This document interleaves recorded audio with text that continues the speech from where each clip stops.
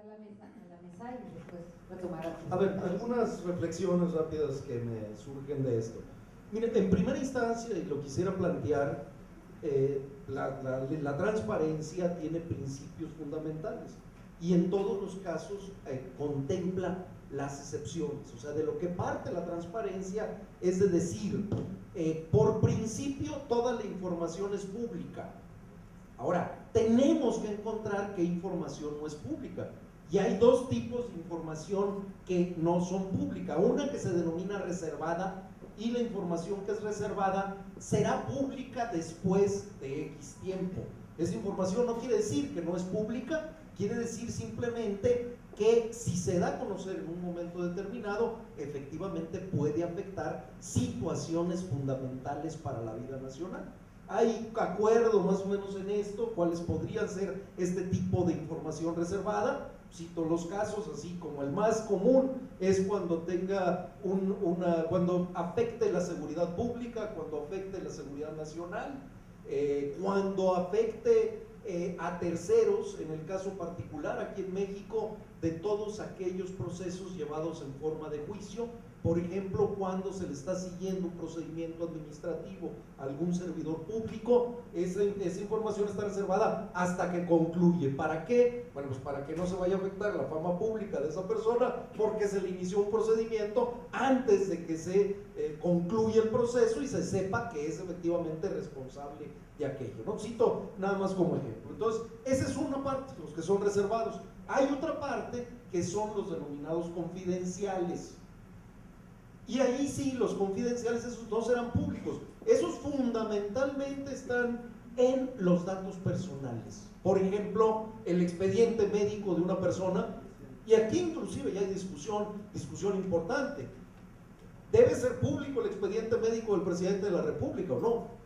Es muy distinto al expediente médico de nosotros. Yo creo que todos estaríamos de acuerdo que el expediente médico de cada uno de nosotros no debería ser público, pero el del presidente de la República, tomaba Vicente Fox Prozac, ¿no? Bueno, ese es el tipo de cuestiones que deben ser públicas porque afectan el interés o no, lo pongo como ejemplo. Entonces, bueno, en este caso habría que trabajar sobre este tipo de cuestiones, ¿no? Y yo no vería los riesgos ahí. Ahora, quisiera nada más dos breves comentarios más porque me parece central.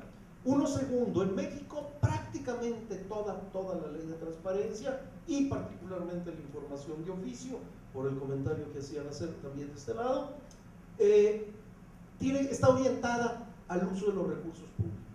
Entiendo por qué en México está orientada fundamentalmente al uso de los recursos públicos. O sea, tenemos, no voy a decir un pasado porque es un presente todavía de corrupción, y obviamente lo que nos preocupa muchísimo es cómo detener la corrupción a partir de que se transparente.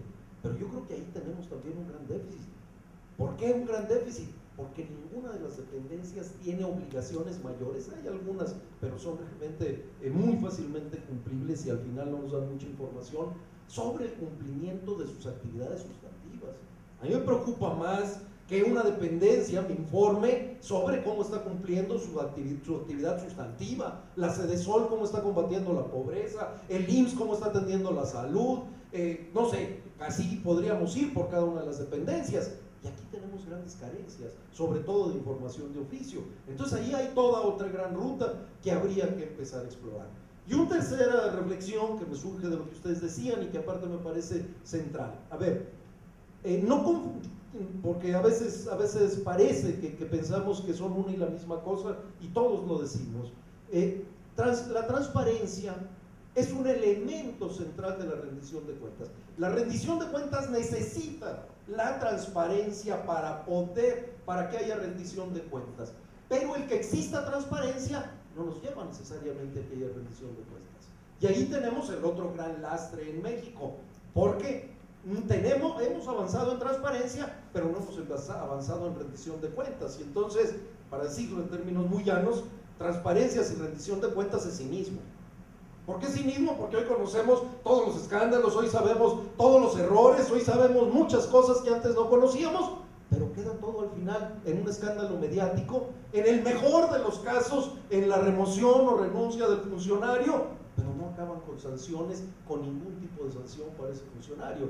Y la rendición de cuentas justamente, y allí tenemos un déficit, incluye primero información, luego justificación, y aquí todavía tenemos muchos déficits para que nos justifiquen por qué tomaron una decisión y no otra. A lo mejor me informan, tomé esta decisión, bueno, pero ¿por qué tomaste esa? ¿Cuál era el contexto? ¿Por qué no tomaste la otra que tenías? Déjame poner un caso, digo, y lo pongo porque es muy común, por ejemplo, ¿por qué proponer el alza, el IVA en alimentos y medicinas y no proponer un alza al impuesto sobre la renta?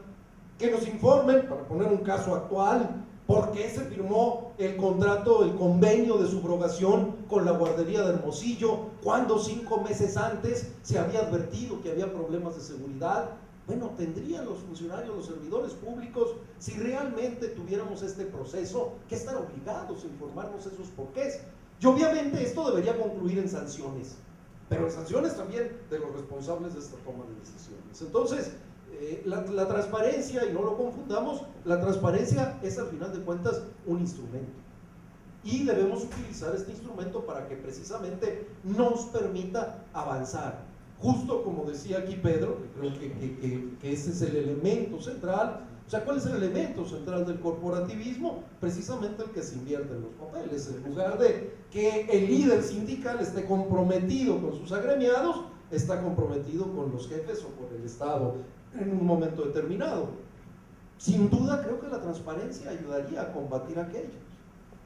Esto obviamente no quiere decir que en un momento dado, si hay reuniones donde se esté definiendo algún tipo de acción, de otro tipo de acción, bueno, mientras no sea una reunión sindical, de asamblea sindical, y ahí habría que ver qué obligaciones hay de transparencia. Digo, espero que no nos vayan a salir, y con esto concluyo, como nos salieron con los partidos políticos. En todo el mundo se habla de estos 3 tipos de información: información pública, información reservada, información confidencial. Esa es la categorización mundial.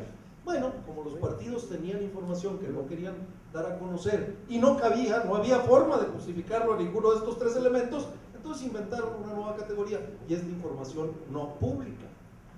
¿Para qué? Para meter en ese cajón todo lo que ellos se quieren guardar de sus manejos, que no quieren transparentar. Yo creo que ahí estamos, ojalá que en los sindicatos no se dé eso, pero también habría que ubicar toda otra serie de cuestiones al respecto, ¿no? Muchas gracias.